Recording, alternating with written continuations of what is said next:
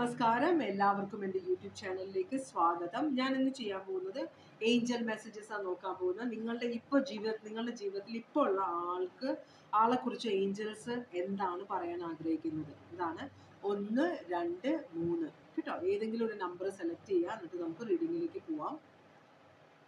ഭഗവാനെ, അപ്പൊ നമുക്ക് ഒന്നാമത്തെ നമ്പർ സെലക്ട് ചെയ്തവർ റീഡിങ്ങിലേക്ക് പോവാം.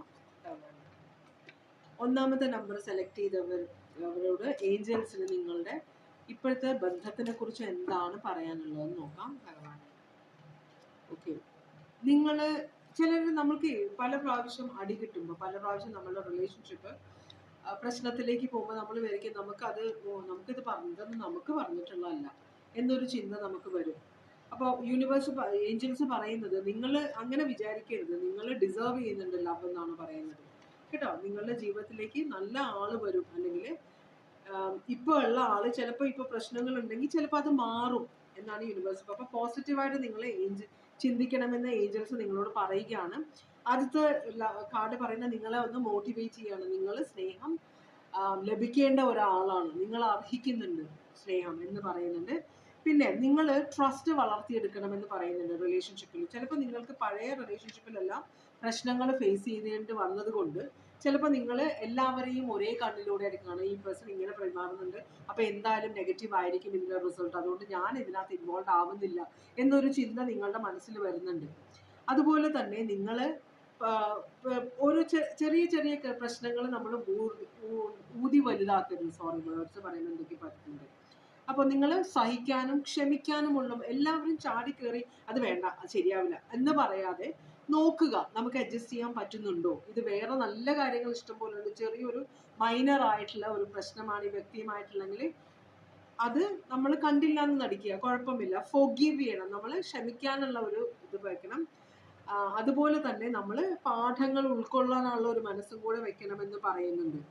അതുപോലെ തന്നെ നമ്മൾ പാഠങ്ങൾ ഉൾക്കൊണ്ട് കഴിഞ്ഞാൽ നമ്മൾ ആ എക്സ്പീരിയൻസ്, നമ്മളുടെ ജീവിതത്തിൽ എക്സ്പീരിയൻസ് വരുന്നത് നമ്മൾ അതും പൊക്കിപ്പിടിച്ചുകൊണ്ട് നടക്കാനല്ല. ആ എക്സ്പീരിയൻസ് നമ്മൾ പാഠങ്ങൾ പഠിക്കുക, അത് വലിച്ചോണ്ട് പോകണ്ട. അതിൽ നിന്ന് പാഠങ്ങൾ പഠിച്ച് അത് വിട്ട് കളഞ്ഞേക്കാം. നമുക്ക് പറ്റില്ല എന്ന് മനസ്സിലായപ്പോൾ നമുക്ക് കാര്യങ്ങൾ പിടുത്തം കിട്ടി. ഇനിയത്തെ റിലേഷൻഷിപ്പിൽ ഞാൻ ഇങ്ങനെയുള്ള കാര്യങ്ങൾ ചെയ്യാൻ പാടില്ല, അല്ലെങ്കിൽ ഇങ്ങനെ ആൾക്കാർ എൻ്റെ റിലേഷൻഷിപ്പിൽ വരുമ്പോൾ ഞാൻ അതിലേക്ക് പോകരുത്. ആ ഒരു സിറ്റുവേഷൻ വന്നത് ഞാനപ്പോൾ ആ റിലേഷൻഷിപ്പ് ഉപേക്ഷിച്ചു. പക്ഷെ അതൊന്നും പാഠങ്ങൾ ഉൾക്കൊണ്ടിട്ട് മുമ്പോട്ട് പോകണമെന്ന് പറയുന്നുണ്ട്. പിന്നെ ഒരു എൻജോയ് ദ ബ്ലിസ് ഓഫ്. ഇപ്പൊ നിങ്ങളുടെ റിലേഷൻഷിപ്പിന് പ്രശ്നങ്ങളില്ല, നിങ്ങൾ ചിന്തിച്ച് കൂട്ടുന്ന പ്രശ്നങ്ങളാണ്. ഈ വ്യക്തി നിങ്ങളോട് കൂടുതൽ സ്നേഹം കാണിക്കുമ്പോൾ നിങ്ങൾക്കൊരു സംശയം, ഈ വ്യക്തി കള്ളത്തരം കാണിക്കണം.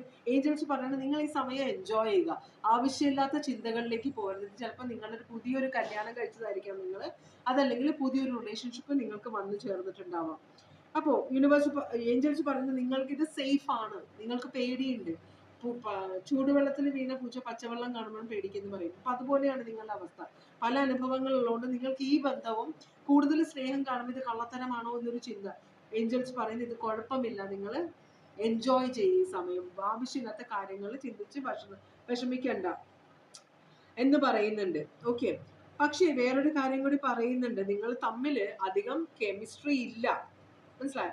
നമ്മൾ എന്താ ചെയ്യാന്നറിയും, നമ്മള് ചില റിലേഷൻഷിപ്പ് നമ്മൾക്ക് സന്തോഷം തരാൻ വേണ്ടി വരുന്നതാണ്, ചിലപ്പോൾ ലോങ് ടേമിന് അല്ലായിരിക്കാം.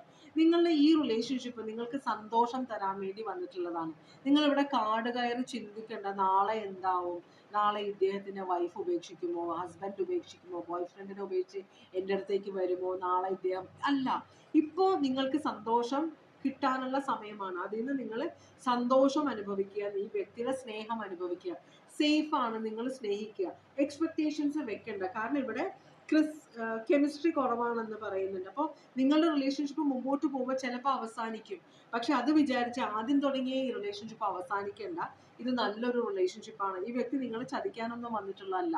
ഈ വ്യക്തിക്ക് ജെനുവിൻലി നിങ്ങളെ ഇഷ്ടമാണ്. പിന്നെ ഫ്യൂച്ചറിൽ ചില കാര്യങ്ങൾ കൊണ്ട് റിലേഷൻഷിപ്പ് അവസാനിക്കാനുള്ള ഇടവരും. പക്ഷെ അത് ഓർത്ത് നമ്മൾ എല്ലാവരും നാളെ മരിക്കേണ്ടവരാണ് എന്നും പറഞ്ഞ് നമ്മൾ ഇന്നേ ജീവിക്കാണ്ട് മടിക്കരുതല്ലോ. നമ്മൾ ജീവിക്കാനുള്ള ജീവിതം ജീവിച്ച് തീർക്കുക.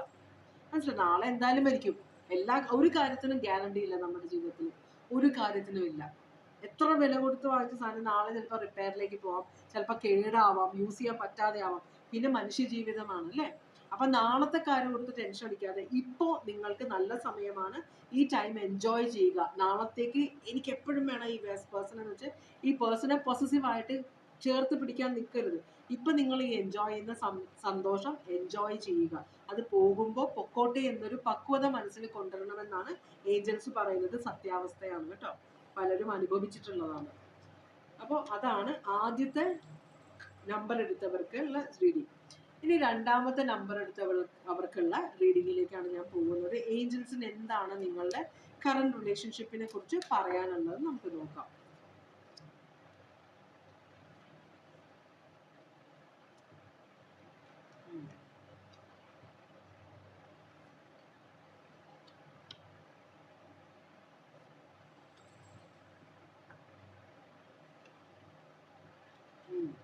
ഓക്കെ, ഈ റിലേഷൻഷിപ്പില് പ്രശ്നങ്ങളുണ്ട്. പ്രശ്നങ്ങളുള്ളത് എന്തുകൊണ്ടാണ്? നമുക്ക് ഈ ഡിവോഴ്സിൽ പോയ പാരൻസിന്റെ മക്കള്, പിന്നെ അച്ഛനും അമ്മയും എന്നും വഴക്ക്, പിന്നെ അതുപോലെ തന്നെ സെപ്പറേറ്റഡ് ആയിട്ടുള്ള അച്ഛനും അമ്മയും, ഉപദ്രവിക്കുന്ന അച്ഛൻ അല്ലെങ്കിൽ ഉപദ്രവിക്കുന്ന അമ്മ, ഇങ്ങനെയുള്ള ഫാമിലിയിൽ വളർന്നു വരുന്ന കുട്ടികൾക്ക്, അനാഥരായ കുട്ടികൾ, അനാഥരല്ല എല്ലാവരും ദൈവത്തിന്റെ മക്കളാണ് കേട്ടോ. അപ്പോ മനുഷ്യര് മണ്ടത്തരം കൊണ്ട് ഉപേക്ഷിക്കുന്ന കുട്ടികൾ, അതാണ് ഞാൻ ഉദ്ദേശിച്ചത്. എല്ലാവരും ദൈവത്തിന്റെ മക്കളാണ്. നമ്മളെല്ലാവരും ആരുടെയെങ്കിലും അച്ഛനും അമ്മയ്ക്ക് നമുക്ക് എവിടേക്കോ ഉണ്ട്. അതിപ്പോ അവര് മണ്ടത്തരം കൊണ്ട് നമ്മളെ വേണ്ടാന്ന് വെച്ചു, അത് പോട്ടെ, അത് അവരുടെ നഷ്ടം, അത്രേ ഉള്ളൂ. അങ്ങനെയാണ് ഞാൻ എടുക്കാറ്. അപ്പോ അങ്ങനെയുള്ള കുട്ടികൾ ഉണ്ടെങ്കിൽ അവര് കല്യാണം കഴിക്കുമ്പോഴൊക്കെ ചില സമയത്ത് അവരുടെ മനസ്സിൽ നെഗറ്റീവ് സിറ്റുവേഷൻസ് ഉണ്ടാവും. അവർ കണ്ട് വളർന്നത് വേദനിക്ക്. കുട്ടികളെ ഉപേക്ഷിക്കുമ്പോൾ കുട്ടികളുടെ ഉള്ളിലൊരു ഭയം വളർന്നു വരും. എന്നെ ആർക്കും വേണ്ടാത്തത് കൊണ്ടല്ലേ എന്നെ ഉപേക്ഷിച്ചത്. പല കാരണങ്ങളും കൊണ്ട് അമ്മമാരും അച്ഛന്മാര് പോട്ടെ, ഞാൻ അങ്ങോട്ട് പോകുന്നില്ല, അമ്മമാര് കുട്ടികളെ ഉപേക്ഷിക്കാറുണ്ട്.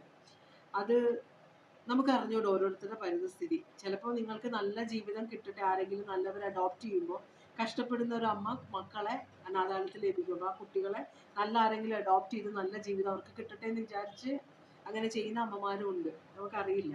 അപ്പൊ എന്ത് കാരണം കൊണ്ടാണ് നമുക്കറിയില്ല, പോട്ടെ. അപ്പൊ നമ്മളെല്ലാം പോസിറ്റീവായിട്ട് കാണുക. അപ്പൊ ചില സമയത്ത് നെഗറ്റീവായിട്ട് നമ്മൾ കാണുമ്പോൾ അത് നമ്മളുടെ ഫാമിലി ഫ്യൂച്ചർ ആയിട്ടുള്ള റിലേഷൻഷിപ്പിൽ അത് ബാധിക്കും.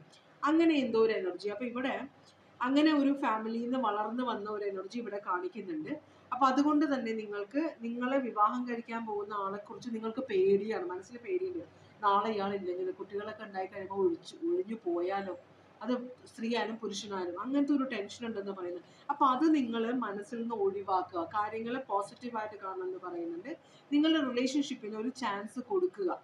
മനസ്സിലായി? ചിലപ്പോൾ നിങ്ങൾക്ക് ഈ വ്യക്തിയെ സംശയമുണ്ട്, നിങ്ങൾ തമ്മിൽ വളരെയധികം സ്ട്രോങ് പാഷൻ ഉണ്ട്, ഫിസിക്കൽ അട്രാക്ഷൻ ഉണ്ട്, പക്ഷെ അത് മതിയോ റിലേഷൻഷിപ്പിൽ എന്ന് നിങ്ങൾക്കൊരു ചിന്തയുണ്ട്. ഈ വ്യക്തി നിങ്ങളെ കാണാൻ വരുന്നുണ്ട്, നിങ്ങളുടെ കൂടെ താമസിക്കുന്നുണ്ട്, ചിലപ്പോൾ നിങ്ങൾ മാരീഡ് അല്ലായിരിക്കാം, ചിലപ്പോൾ ഈ വ്യക്തി മറ്റൊരാരുടെയോ ഭാര്യയോ ഭർത്താവായിരിക്കും, എനിക്കറിയില്ല സിറ്റുവേഷൻ. എന്തായാലും നിങ്ങൾക്ക് രണ്ടുപേർക്കും സെപ്പറേറ്റ് പിള്ളേരൊക്കെ ഉണ്ടാവുള്ളവരായിരിക്കാം. അപ്പോൾ അതൊക്കെ തലവേദനയാകുമോ എന്ന് ചിലർ ചിന്തിക്കുന്നുണ്ട്. അതുകൊണ്ട് വേണോ, എനിക്കൊരു നല്ല ഒരു രണ്ടാനമ്മ ആവാൻ പറ്റുമോ, രണ്ടാനച്ഛൻ ആവാൻ പറ്റുമോ എന്നൊക്കെ ടെൻഷൻ ഉള്ളിലുണ്ട്. പക്ഷെ നിങ്ങൾ തമ്മിൽ ഈ പാഷൻ ഭയങ്കര സ്ട്രോങ് ആയതുകൊണ്ട് നിങ്ങൾക്ക് അത് അവോയ്ഡ് ചെയ്യാനും പറ്റുന്നില്ല ഈ വ്യക്തിയെ. അപ്പൊ നിങ്ങളുടെ എക്സിനെ കൊണ്ടുള്ള പ്രശ്നം കൊണ്ടുള്ള ടെൻഷൻ വേറെ നിങ്ങളുടെ മനസ്സിൽ, അത് വിട്ടുകളയാനാണ് ഏഞ്ചൽസ് പറയുന്നത്.